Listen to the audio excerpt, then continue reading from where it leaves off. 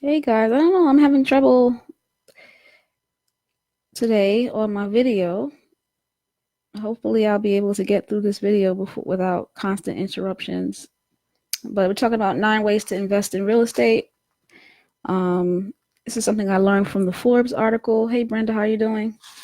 Uh, the Forbes article talks about different ways to invest in real estate. So they always say that real estate is the best way to make money in investments. Um, it's so expensive though. You have to have a lot of money to invest, it seems. But it seems like a lot of people, in order to be considered wealthy, have their foot in real estate. So I'm going to talk about the different ways you can invest in real estate that may not involve physical properties. The value of real estate is actually owning physical property and gaining income from the owning of physical property versus investments in stocks, bonds, even paper money. Um, Real estate gives you a profit because people live in your house, they pay you hundreds of dollars in rent, you're able to pay off your mortgage and still have money left over. So that's basically a great return on your investment. What are ways that you can invest in real estate without buying a house, though? So the first one is um, exchange traded funds, mutual funds. So do you guys know how to go and buy exchange traded funds? I'm wondering if there's interest in learning how to do that. Basically, you have to have a brokerage account. That's like Charles Schwab is my personal account, but there's Fidelity, all kinds of brokerage accounts where you purchase funds specifically in real estate. So they're different. There's exchange traded funds. I don't know the technology, the terminology in terms of why it's different than a mutual fund. All I know is when I buy an exchange traded fund, I buy it like say I buy it in a brokerage account and it's bought right away. So the stock market, it opens at 9:30 and closes at 4:30. And if I want to buy a stock, I can buy a stock at 10 o'clock and I get the stock at 10 o'clock. If I buy a mutual fund, I don't get that mutual fund until the next day. It takes like a day for me to even own the mutual fund. So if the stock market is crashing and I want to basically buy right away, to buy low, I can, versus wait the next day and it jumps up again. And by the time I buy it, it's already high again. That's, I think for me, that's why I like exchange traded funds better than mutual funds. I have both, but exchange traded funds behave just like a stock. It's like I'm buying a stock and I get it right when I buy it versus mutual funds. I have to go through a process of getting funds, which takes time. All right. So if you buy an exchange traded fund involving real estate, that's basically what you're doing. Or if you buy a mutual fund involving real estate, or REIT, which is a real estate investment trust, which is a little different. It's basically a conglomerate of real estate where they give you dividends based on the profits that they make. And there's different types of real estate investment trusts like healthcare. Imagine owning multiple hospitals, multiple hospices, multiple um, um, I can't think of the word, but it's basically where elder care centers. I can't think of the word. But basically where older people just live uh, outside of nursing homes. So they're not under care, but all those are the money that they make off of that. Imagine the money they make off that. They have to give you their shareholders 90% of the profits in ways of dividends. So you get great dividends with real estate trusts. Mutual funds to have fees associated with it. Same thing with exchange traded funds. So the point is, you're not owning a building. You're just owning paper. You're owning stocks about in real estate. So that's one way.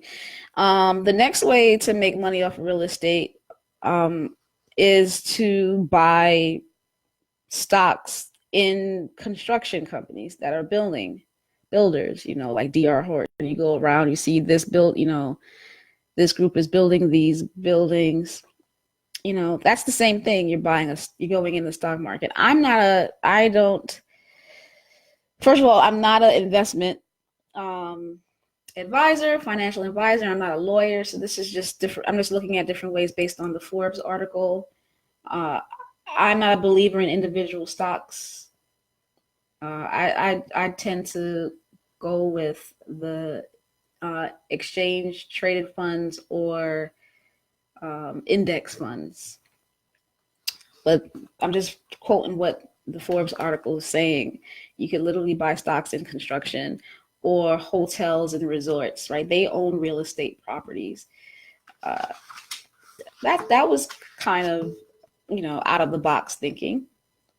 Real estate is a good investment, and they're just trying to help you find other ways other than the property itself. Ultimately, if you want to have property but you don't want to deal with the hassle, they suggest that maybe getting a property manager. A property manager is you own the home, you're getting the rent, and you pay 10% to the property manager, and you don't have to deal with the headache. You don't have to deal with the headache of dealing with tenants because you have a property manager. You lose 10% of what you gain, but at least you have the peace of mind and not, knowing. Owning rental properties you'll have to have solid amounts of money. So, this is something that you have to really plan for if you're going to buy a real estate property. Real estate costs tens to hundreds of thousands of dollars. And so you have to really think about where you're going to buy the property, how much work the property needs, how much effort you're going to be putting into owning real estate. I guess that's why the benefit is so large, because it takes a pretty strong person to own real estate.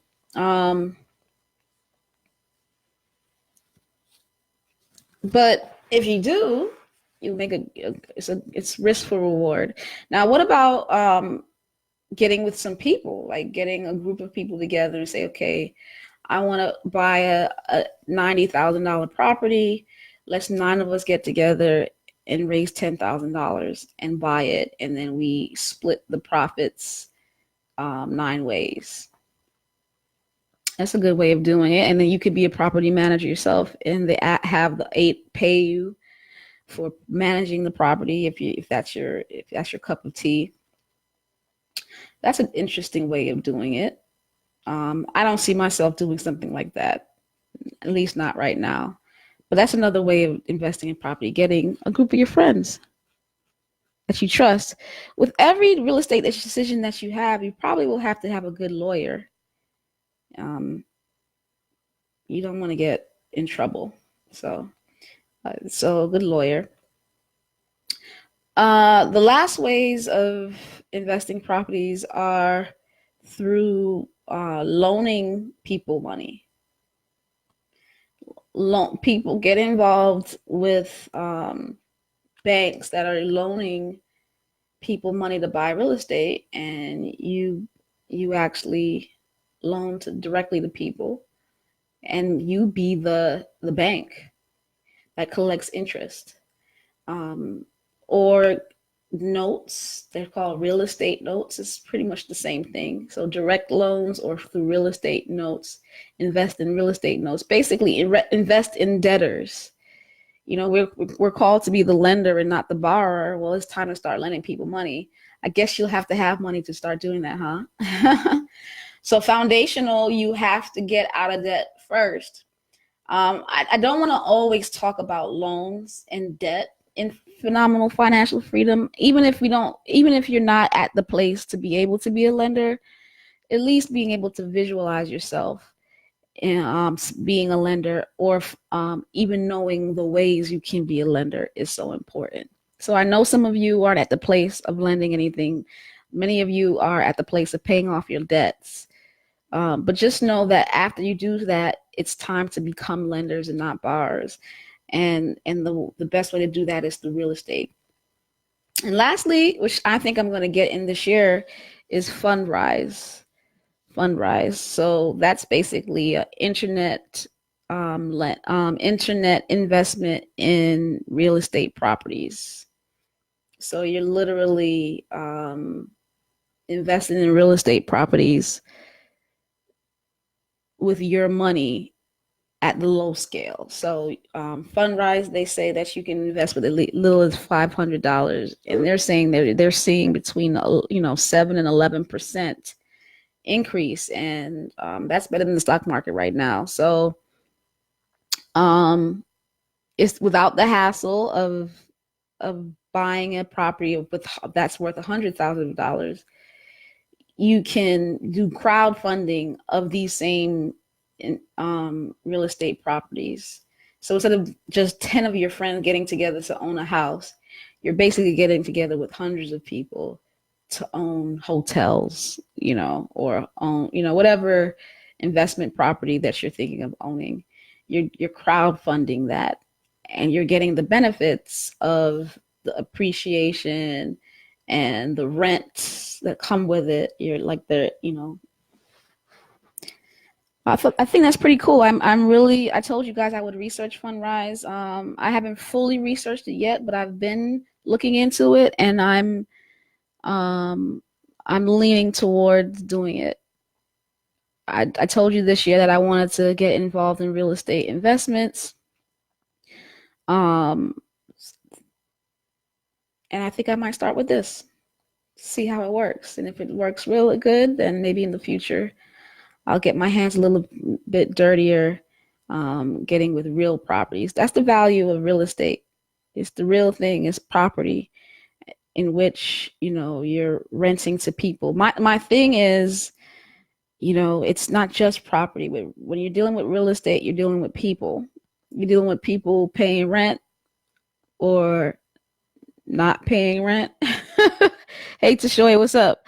You're dealing with lenders, you're dealing with property managers, you're dealing with contractors that have to fix the place. That's just not my style. I can't see myself doing that right now as a single woman. So, but Fundrise seems to be something that I really am interested in doing. If you have any comments or questions, feel free to ask. But that's pretty much it.